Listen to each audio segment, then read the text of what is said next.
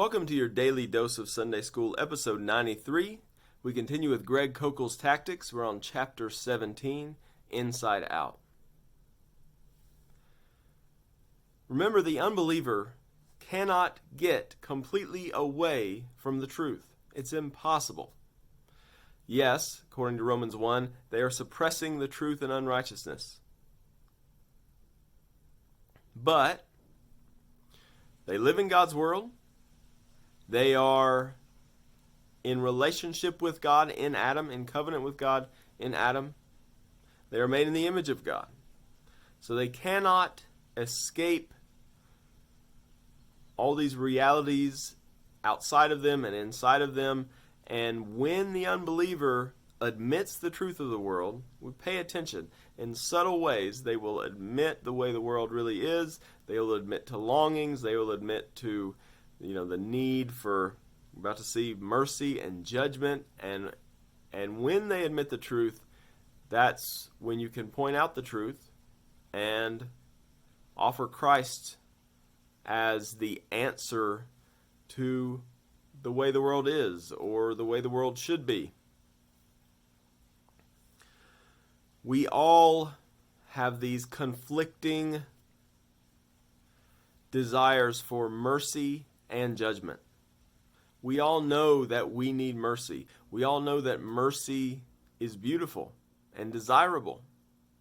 We also all know that judgment is justice. Judgment is beautiful and desirable.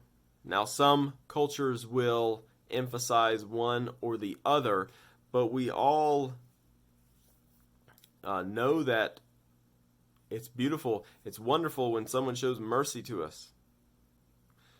We all know that we long for justice when some evil act has been done.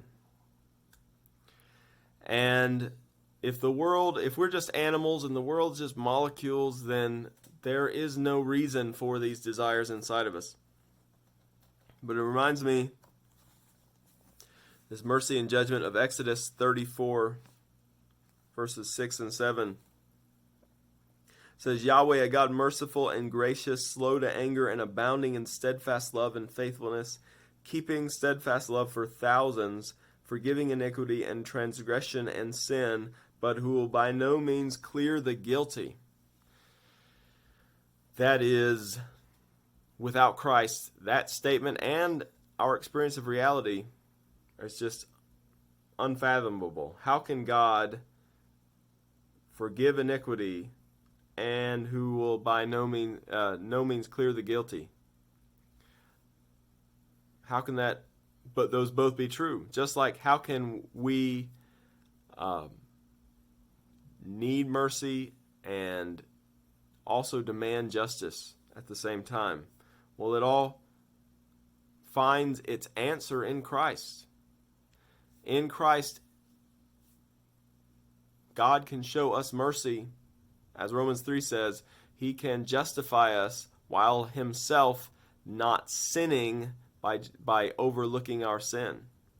He's just and the justifier of those who have faith in Jesus. So, in Christ, God is able to show mercy to sinners. At the same time, that none of their sins will go unpunished. Every sin that has ever been committed will be punished, either on the cross by Jesus or in hell by the one who doesn't come to Jesus.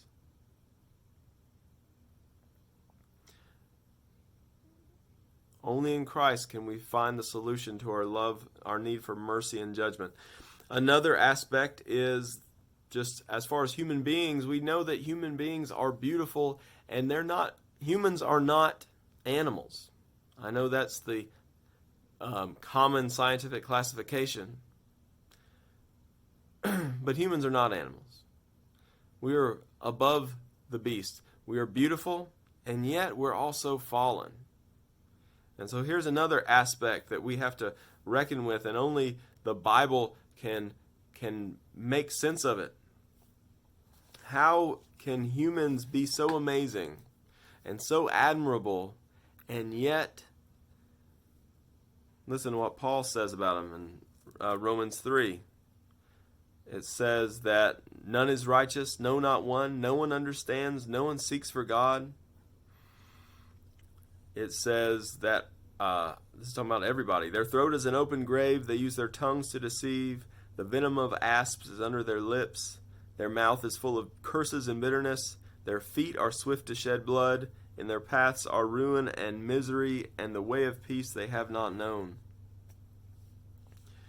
Humankind is amazing, and yet we know that humans can do terrible things.